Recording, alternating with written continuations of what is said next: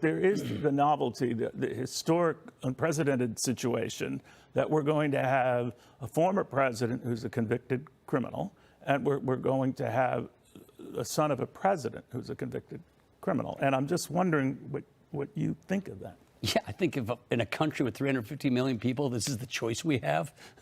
I, like the majority of Americans, wish we had a different choice than the one we're being presented with. Sorry there, Paul. I thought you were talking about when you and Mitt Romney were running, that most of us on the conservative side were going, this is our choice. Milquetoast Romney and his ward, Dick Grayson, the boy blunder. Really? This is who we get? Yeah, I got a few things to say to you, Ryan. Stick around. Let's get ready to rumble! You can't handle the truth.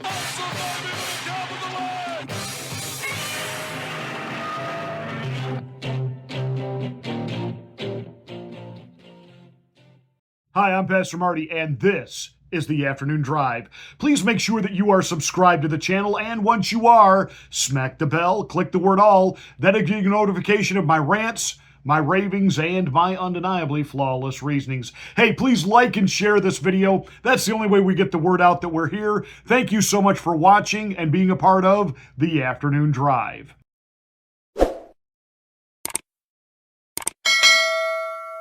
So Paul Ryan being on with Neil Cavuto, Neil Cavuto, obviously not a Trumper. I'm sure he's not even a conservative. I'm sure he's not even a Republican. He's over there at Faux Pas News, formerly known as Fox News. And Ryan is some kind of a board member there. You know, all these guys, they leave Congress and they either go to work for the military-industrial complex or they go to work in the media, because, there's no better way for the media to stay neutral and unbiased and straight down the middle, just reporting the news and just giving us the facts, than by bringing in, intel members from the FBI, the CIA, and former politicians, making George Snuffleupagus in charge of all the news over at ABC. How could he possibly, even after all of his years working on Team Clinton and being in the movie The War Room, where we got to see behind the scenes just how they worked at crafting stories, suppressing stories, making sure that witnesses were intimidated, especially the women, to not come forward. Why would we think that George Snuffleupagus would bring that wealth of experience into a news agency and thus treat every story that way? Make the Clintons look good, make Donald Trump look bad. Make Joe Biden look good, make all Republicans look bad. Why would we think George Snuffleupagus would do that? So Paul Ryan, milquetoast, middle of the road, doesn't like Donald Trump.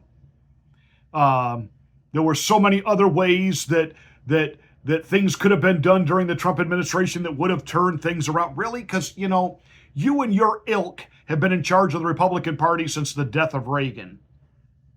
And literally, you've accomplished nothing. You've accomplished nothing. I mean, Donald Trump defeated ISIS in 3 weeks? Donald Trump got the economy turned around. He got the gas prices down. He had us energy independent, and we were rocking and rolling, baby doll.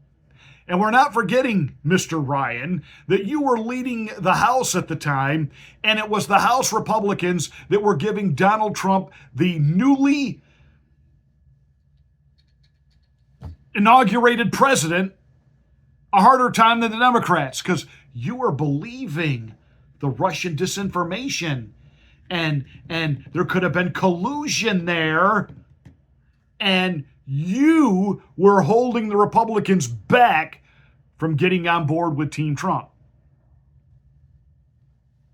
So make no mistake, Mr. Ryan, we know what you are. You're a liar. You're a traitor. You are dishonorable. And to hear you start lecturing about character is laughable. Now, the first thing that Paul Ryan said is, this is our choice. Really, we should have Nikki Haley. I can't help but think Nikki Haley, the week she was dropping out, she was 16 points on Biden. she'd probably win this thing by 12 points and But she sweep is in a now Republican supporting Congress. Sure. Donald Trump. My point is, it's going to be a very, very close race. Gee, who else did I just recently say that Nikki Haley ought to go on the offense against Trump? Oh, yeah, James Carville. So when a Democratic operative is in alignment with a so-called conservative Republican like Paul Ryan, you know that that's where the real collusion's going on. Nikki Haley getting 22 million votes, and we can't discount her. I mean, she would have trounced Biden, but give me a break. I love it when they say that the failed primary candidate who got straight up beaten, and I mean beaten like a redheaded stepchild, but yet they were the ones that could beat the current occupant of the White House. If she couldn't get past Trump, shoot, she didn't get past Ron DeSantis until Ron, on his own accord, stepped out. The highest she did with other candidates in the field was third and fourth. The only way she got second with Donald Trump, everybody else had bowed out. And let's get real straight here about what went on in many places, especially out in the Midwest, where she racked up, oh, it was incredible. Look at how many votes she got. It was incredible. Oh, you mean those open primary states where Democrats are allowed to cross the line and go vote in the Republican primary?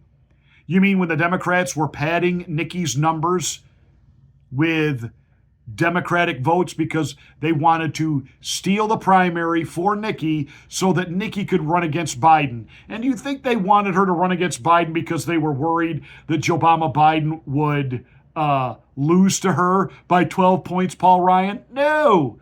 They wanted her to run against Joe Biden because they believed that Joe Biden could beat her, and he would. He would have thrashed her, because nothing would have gotten the MAGA conservatives to stay home and not participate like a Nikki Haley ticket. So, save it, Ryan. We really don't need your incredible insight there. But then to go on the attack against Donald Trump's character.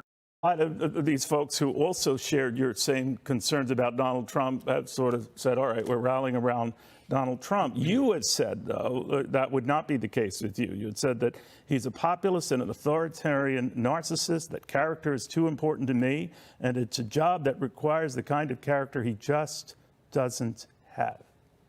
That's pretty strong. Yeah, that's the way I feel. I agree with that. I don't support Biden either. I think his policies are terrible.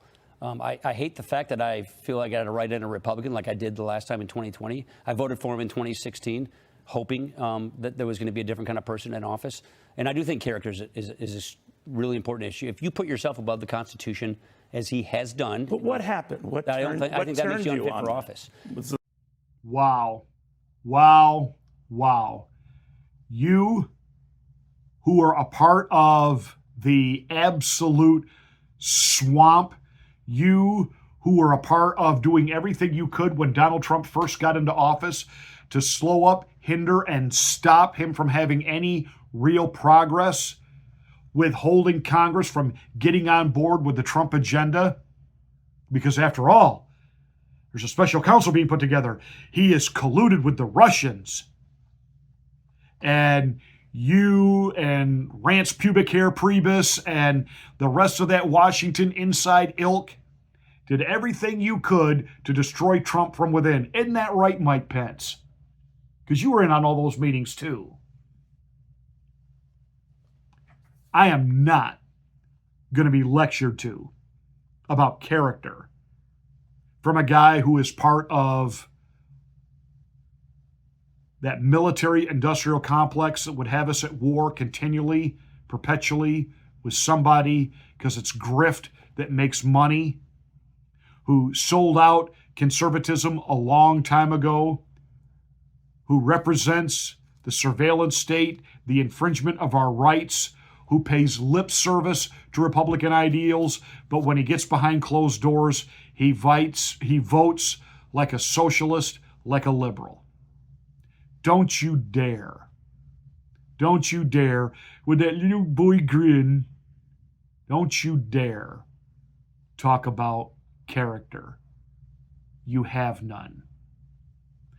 Now, there was one thing that Paul Ryan did say that there's two ways to take it. He said something about institutions being too strong. Our institutions are pretty strong. I do think you talking about all these court cases. Yeah. This is just one more chapter or an episode in the deinstitutionalization of our society. In this case, the judicial branch.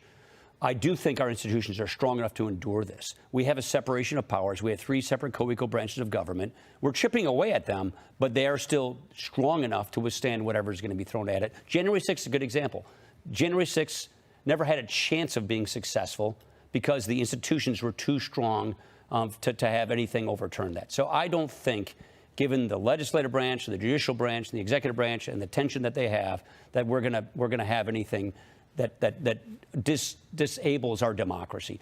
The setup to that, of course, was Neil Cavuto asking him about January 6th and what Donald Trump did. And on the one hand, Paul Ryan said, hey, now listen, our institutions are strong. There was no way that the J6 activities were in any way going to stop our government. I agree with him. We're supposed to believe that, according to Nancy Botox Pelosi and even Joe Obama Biden, that, democracy almost came to an end on January 6th because of Donald Trump and the insurrectionists. Imagine that. A bunch of Second Amendment gun nuts showed up for a takeover of the Capitol, and they forgot their, their guns. We're supposed to believe that AOC and other members of Congress were cowering and hiding in their offices, fearing for their lives. Donald Trump had to be removed from office because of January 6th. He's an insurrectionist, although of all things he's been charged with, insurrection's not one of them. And so Paul Ryan saying that, okay, I give him a half a point there. And by the way, when Joe Biden loves to talk about January 6th and insurrectionist Trump and his insurrectionist MAGA people, well, let's not forget when he's out there on the attack for gun control, right after his own son got, convicted of a felony gun charge. He has this to say. Seriously, think about it. How many times have you heard this phrase? The blood of liberty. Wash it, though. Give me a break. No, I mean it, seriously. And by the way, if they want to think to take on government if we get out of line, which they're talking again about, well, guess what? They need F-15s. They don't need a rifle. So you know what he's admitting there? That people on January 6th, even if they'd showed up with their shotguns, there was no way they could stop the government. They don't have an army with army weapons. As the government do. There was no danger on January 6th of the government being toppled. None. Zero. Zilch. The mostly peaceful protesters were seen walking through the velvet ropes of the rotunda like 7th graders on a class trip. Even the guy in the Viking helmet was being escorted through the building by the police.